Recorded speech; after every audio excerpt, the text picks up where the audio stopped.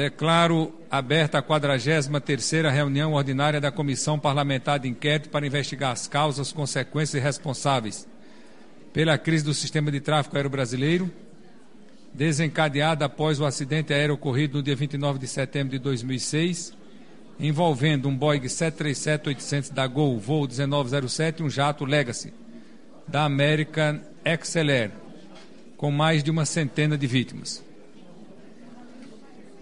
Ordem do dia. Esta reunião ordinária foi convocada para a tomada de depoimento da senhora Denise Maria Aires de Abreu, diretora da Agência Nacional de Aviação Civil, ANAC, que está aqui, sentada aqui ao nosso lado direito. E às 13 horas, dos senhores Esdras Barros, coordenador de Prevenção e Emergência da Infraero, e Agnaldo Molina Esteves, profissional de serviço aeroportuário da Infraero.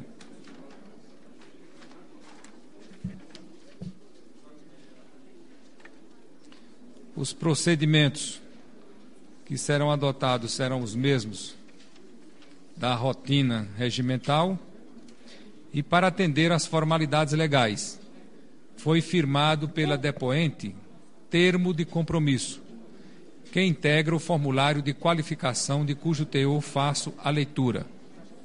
Faço, sob palavra de honra, a promessa de dizer a verdade do que souber e me for perguntado. Vou então conceder a palavra à doutora Denise Maria Aires de Abreu pelo prazo de 20 minutos. Fazendo a observação, doutora Denise, que esta presidência tem sido bastante tolerante e flexível com esse prazo. Se Vossa Senhoria sentir necessidade de excedê-lo, o faça sem constrangimentos. Com a palavra, a doutora Denise Abreu. Senhor presidente, senhor relator, senhores deputados, senhora deputada, senhoras e senhores, bom dia. Gostaria inicialmente de agradecer a oportunidade de esclarecer diante dos senhores deputados e da senhora deputada todas as dúvidas que porventura existam sobre meu desempenho profissional. Talvez lhes pareça estranho o agradecimento por comparecer em mais uma CPI, especialmente no momento em que sou alvo de ataques e acusações. Mas como servidora pública que passou por administrações dos mais diversos partidos e como diretora da ANAC, honrosamente indicada pelo excelentíssimo senhor presidente da República, Luiz Inácio Lula da Silva, sabatinada e aprovada pelo Senado Federal, sei que é essencial a transparência na gestão, a clareza dos atos administrativos. A opinião pública precisa conhecer os fatos como eles são. Por outro lado, tenho convicção que na Câmara dos Deputados, casa que prima pela democracia, meus esclarecimentos serão ouvidos com boa vontade. Esta casa teve vários de seus integrantes, bons quadros da vida pública, pessoas corretas e sérias e que sofreram o mesmo tipo de campanha que hoje se faz contra mim. Esta é a casa de figuras notáveis como Ibsen Pinheiro, Alceni Guerra, tantos outros que, em um ou outro momento, se transformaram em alvos de uma artilharia incansável e impiedosa. Num recente seminário, o deputado Ibsen Pinheiro comentou as agressões que sofreu e que tanto afetaram sua vida, sua família, sua carreira. Como ele disse, com muita propriedade, o grande problema que enfrentou para se defender é que, na maioria das vezes, quem o atacava não tinha más intenções. Ao contrário, as intenções eram boas. Alguns poucos o agrediam de caso pensado, procurando o mal, buscando objetivos escusos, mas muitos outros, quase todos, participavam dos ataques apenas porque pensavam no bem do Brasil. Hoje se sabe, estavam equivocados, prejudicaram gravemente a carreira política de um político de caráter, a reputação de uma pessoa de bem, a vida de uma família exemplar. Mas, tal qual Ibsen, os que o atacavam pensavam em um futuro melhor para o país. Então me pergunto, como defender-me de alguém que não é meu adversário? Como defender-me de alguém que busca o mesmo que eu, um futuro melhor para o nosso país? Senhor presidente, senhor relator, senhora deputada, senhores deputados, relembremos as acusações que fazem a mim. Uma delas, talvez a mais divulgada, é que fui fotografada fumando um charuto. Convenhamos, excelências, há quem goste de charuto, há quem não goste, mas fumá-lo ou não é questão rigorosamente pessoal, sem nada que afete o exercício da função pública. Contudo, sou uma mulher, e talvez, pela simples condição de mulher, o fato passou a ter atenção. Não posso deixar de ver nisso um viés de discriminação. Por ironia, uma outra mulher colocou em dúvida até minha condição humana. Entretanto, digo, como qualquer ser humano, sinto-me afrontada, magoada e, acima de tudo, injustiçada. Há quem possa perguntar, de onde tiro forças? Do senso de obrigação para com o povo que paga o meu salário no recolhimento de seus impostos. Assim, trabalho, mas sem deixar de ficar perplexa com os insultos de que sou alvo.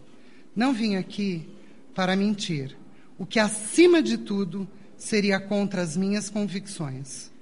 O que afirmo é coerente com o que penso, com o que acredito, com o que sinto, com o que venho dizendo, ainda que, em algumas situações, não consiga expressar minhas ideias ou até relatar fatos com a clareza que desejaria, especialmente quando tenho que ser concisa. Fui acusada de propor a transferência de carga para um aeroporto que nem terminal de carga tem. Mas a ilação decorria do fato de ser supostamente amiga de um empresário.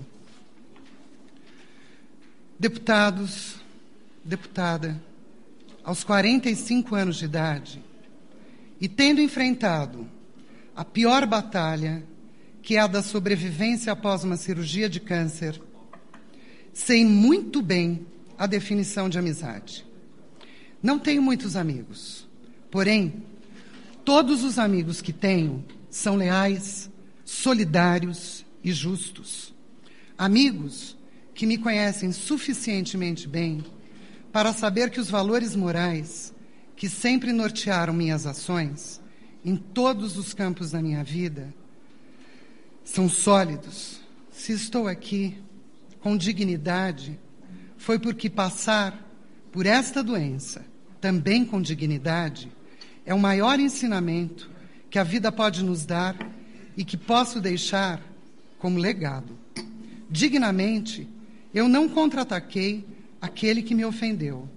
Dignidade é mesmo um legado, porque dignamente ele, o ofensor, se retratou.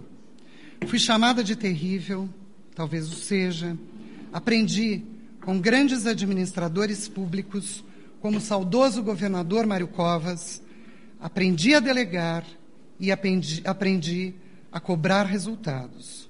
O dinheiro público deve ser gasto com eficiência e parcimônia, e o bem público tem de ser perseguido o tempo todo. Não importam os obstáculos, deve haver quem não goste disso. Paciência é a minha missão. Não bastasse, passei a ser acusada de ludibriar o poder judiciário que tanto respeito. Vejam só, senhores, eu que dediquei minha vida ao direito e à justiça. Sinto-me na obrigação de dar uma satisfação aos nobres magistrados desse país. A famigerada ação a que se referem desde a semana passada era uma ação civil pública interposta pelo Ministério Público Federal, cuja missão na concretização da democracia neste país é indiscutível. Essa ação teve por objeto o fechamento do aeroporto de Congonhas até o final das obras de 2 pistas deste aeroporto. Vamos historiar os fatos. A Justiça interditou as operações em Congonhas apenas dos jatos Boeing 737-700, Boeing 737-800 e Fokker 100, mediante decisão liminar. Imaginemos que essa decisão houvesse sido mantida. Não haveria qualquer mudança no curso trágico dos acontecimentos. O avião que tragicamente explodiu no prédio da TAM Express não era nenhum desses 3. Era um Airbus 320, cuja operação em Congonhas em nenhum momento havia sido retirada por decisão judicial. E mais, ocorreu após a realização das obras e, portanto, fora do período circunscrito nesta ação judicial. Nesse processo, o juiz de primeira instância indeferiu o pedido liminar do Ministério Público Federal e, em nome do interesse público, desenvolveu tese que resultou em uma decisão que retirava apenas e tão somente do aeroporto de Congonhas os pousos e decolagens de 3 tipos de aeronave: Fokker 100, Boeing 737-700 e Boeing 737-800. O recurso da ANAC foi contra esta decisão.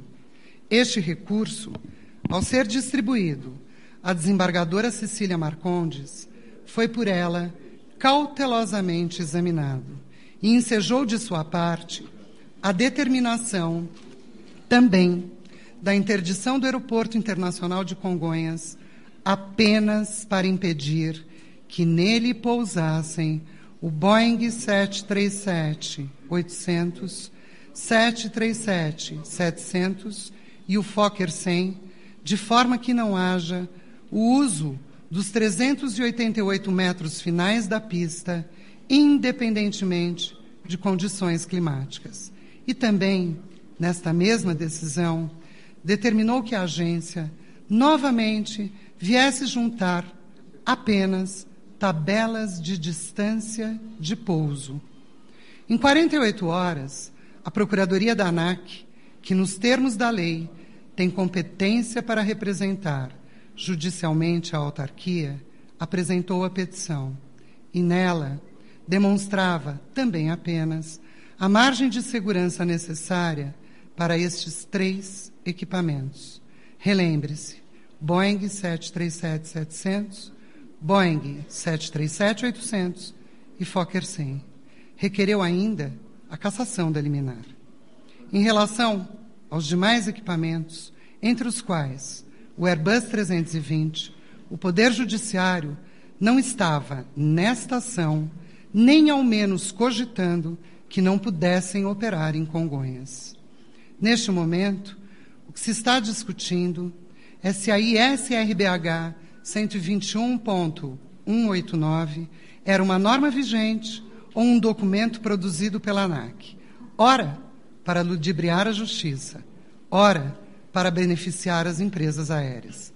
A questão real não é essa, porque o documento, fosse ele norma ou mero estudo interno, autoriza o pouso de aeronaves com reverso assimétrico em Congonhas.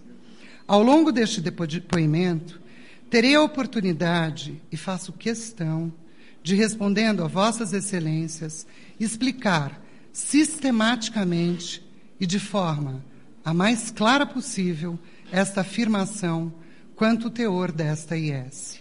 Mas, neste momento inicial, é imprescindível que eu faça apenas a seguinte afirmação. Se a desembargadora tivesse utilizado, como afirma, esse documento como peça fundamental para a sua decisão, ainda assim, o pouso das aeronaves com reverso pinado estaria autorizado. Portanto, não tem sentido algum afirmar que foi usado um documento falso, se o conteúdo deste documento, ainda que norma fosse, não levaria ao impedimento do pouso de qualquer tipo de aeronave com reverso inoperante, tal qual foi redigido. E mais, em nenhum momento, nem o juiz de direito da primeira instância, nem a desembargadora estavam analisando os componentes do avião. Até porque o objeto da ação era se seu tamanho, o tamanho da aeronave, e se o peso dela eram compatíveis com o tamanho das pistas de Congonhas. Por favor, excelências, atenção a este detalhe importantíssimo, porque não tem sentido imaginar que a ANAC, seu corpo técnico e jurídico, quisessem enganar a justiça a respeito de algo que não era sequer, de longe, o objeto da ação. Antecipando alguns questionamentos que certamente virão e que responderei com agrado, reafirmo, esse documento foi juntado sem qualquer propósito que não o de dar informações a respeito do cumprimento da pista de Congonhas. Repito, a norma, se aprovada, autorizava. E por quê? Seria um estudo irresponsável? De forma alguma. Tanto isso é verdade que o parecer técnico do gerente-geral de certificação de produtos aeronáuticos da ANAC, coronel engenheiro aeronáutico Cláudio Passos Simão, formado pelo ITA em 1983, quando começou a trabalhar na área e que tem reconhecimento internacional, especialmente na agência americana FAA e na agência europeia EASA, esclarece. Passo a ler o parecer do Dr. Cláudio Passos Simão. O Brasil adota integralmente os requisitos de certificação e os correspondentes materiais interpretativos dos Estados Unidos, os quais, no caso específico de desempenho em pouso de aviões da categoria transporte, são idênticos aos adotados na Europa. O reverso é um equipamento usado para auxiliar a desaceleração de aviões no solo. O reverso não é computado como equipamento essencial porque não oferece o índice de confiabilidade exigido dos sistemas essenciais.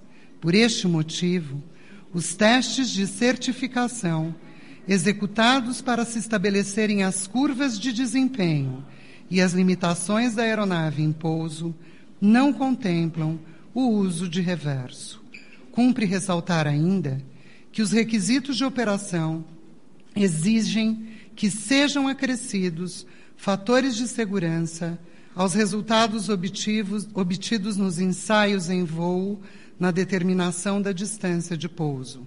Os procedimentos, as curvas de desempenho e as limitações da aeronave inseridas no manual de voo aprovado são baseados nos resultados dos testes de certificação devidamente acrescidos pelos fatores de segurança.